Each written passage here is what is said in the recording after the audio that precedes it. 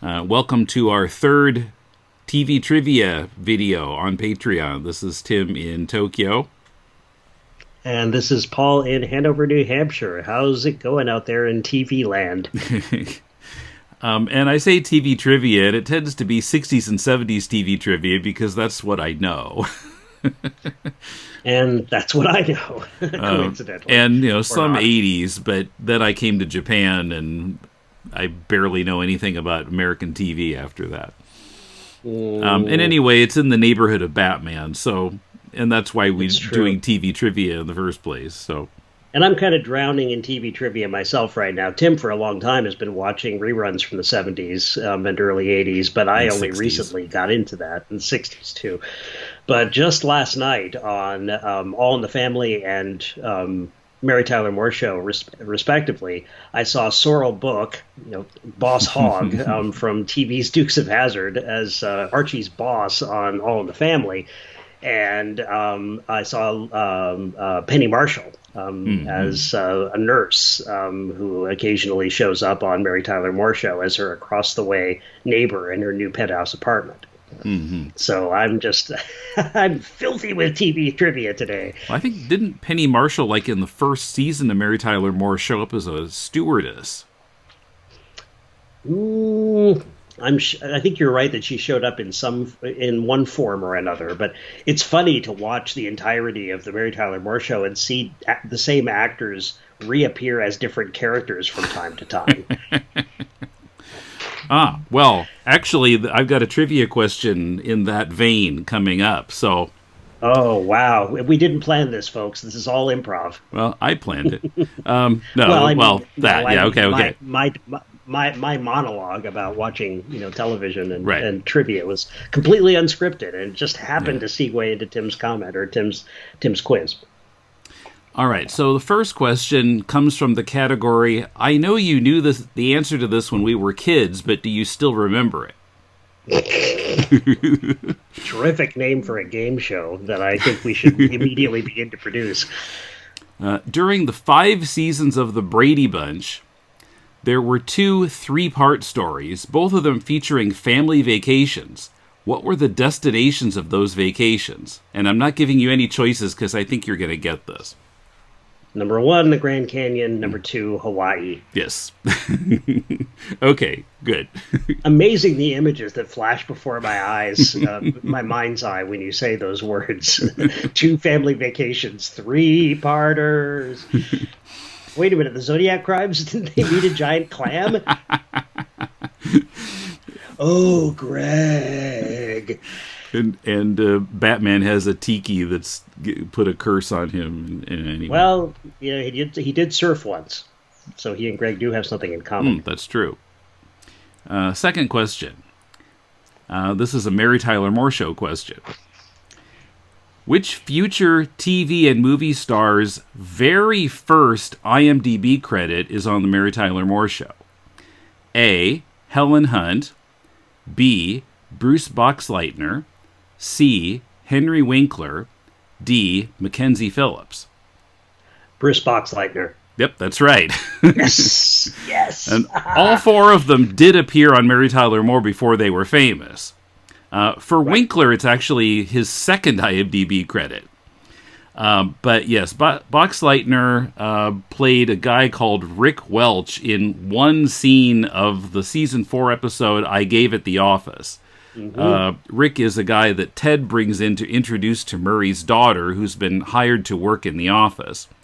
And Boxleitner would go on to appear in multiple iterations of Tron and in Babylon 5 and many other things. Yep. Yes, I remember seeing him, and I think I actually looked him up because Carolyn and I both commented on, hey, that's Bruce Boxleitner. And looked him up and found that I think I actually knew that was, specifically from looking up the factoid, that it was his first IMDb appearance. Okay, now let's see how this one goes. This is a Batman question. Okay, well, no doubt I'll miss this one. There were quite a few actors who appeared on Batman in 2 or more roles, to include in Batman the movie. In 2 minutes, how many of these actors can you name? What? Say that again. How many actors can you name who appeared on Batman, including in the movie, in at least 2 different roles?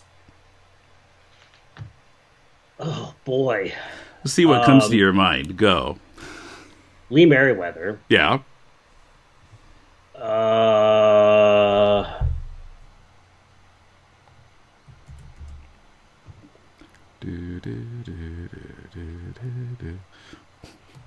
I have no word. I have no memory for the names of like secondary and tertiary actors. Well, let's see. Wait a minute.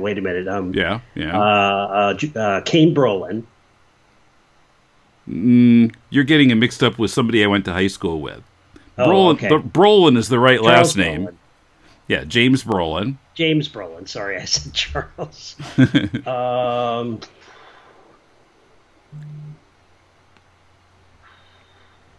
Rob Reiner only appeared once, correct? Right, yeah.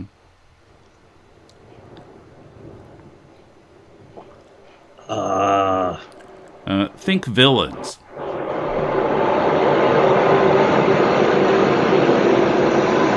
well, I've already done Catwoman. There's a garbage truck going by at my house. Use that as cover for my ignorance.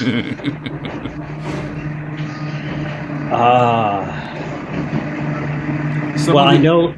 Go ahead. Someone who played a villain in season 1 and in season 3, but not the same villain. Oh God.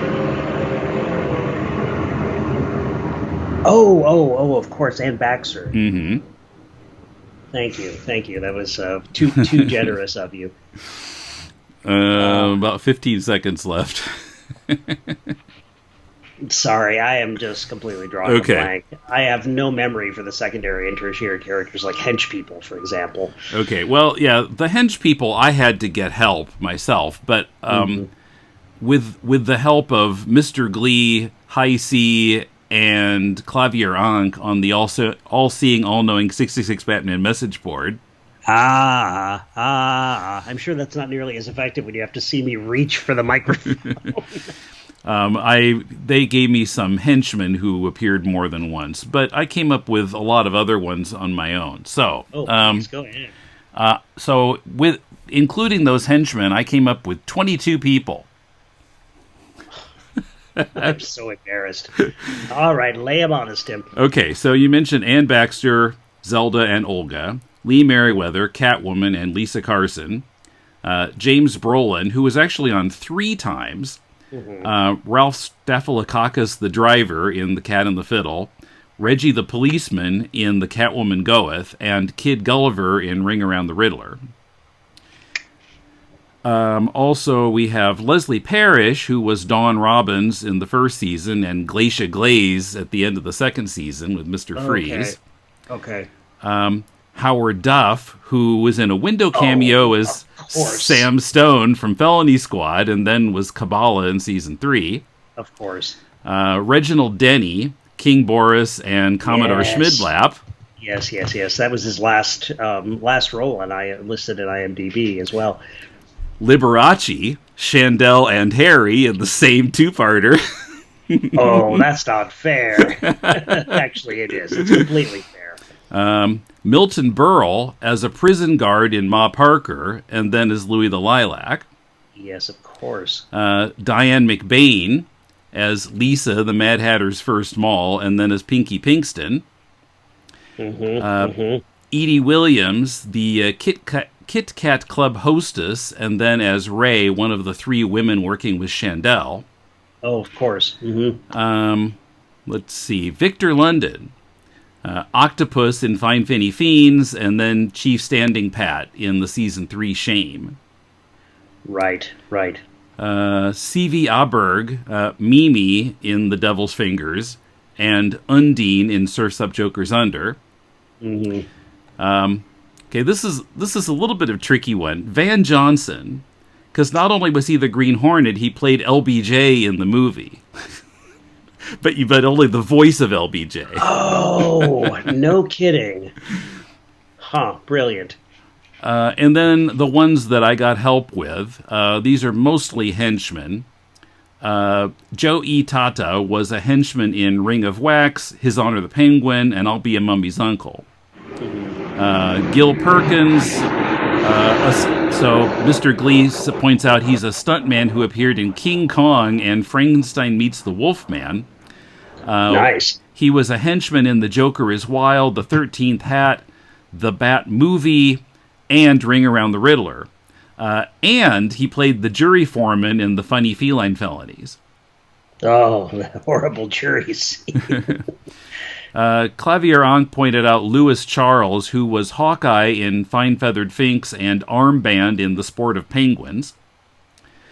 High C, now I was surprised I didn't think of this one, mentioned Richard Bacallion, who was CB in Death in Slow Motion, Arbutus in Louis the Lilac's debut, Verdigris in Joker's Flying Saucer, and then one that High C forgot about, Fuad Sphinx in King Tut's Coup, the guy with the noose around his neck. Oh, right. Wow, I had no idea. That's a complete surprise to me. High C also mentioned Al Ferrara, Trapdoor for Black Widow, and Atlas for Minerva. George Sawaya was Templar in the Leslie Gore Catwoman arc, and Quetch in the film. James Griffith was Trusty in the Ma Parker arc, and Manx in the Eartha Kitt solo Catwoman episode. Okay. And finally, Don Red Berry was a henchman in both the first King Tut arc and the Black Widow arc. So, yeah, there was a lot of coming and going on that show. Yeah, there certainly was. You know, my wife and I last night hypothesized that there was a very, very tiny pool of castable actors in the 1960s and 70s who just showed up on every television show ever made in the United States. And of course, that's not true. It was a very large roster, but nevertheless, it becomes a much smaller world when you come across these doubling ups like you just did. Finally, from a patron, Paul Spence.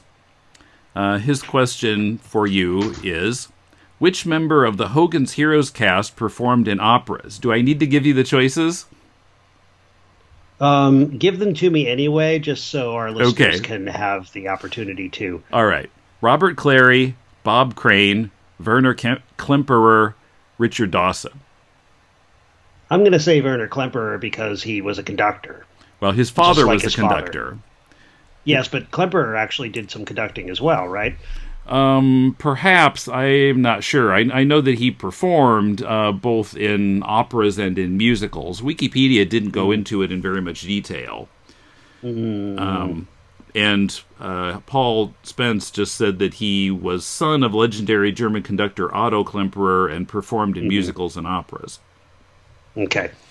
I think late in his life, he did some kind of vanity conducting, but was obviously very musical and I think I did skilled. see that now that you mentioned it. Yeah, after Hogan's Heroes. Right.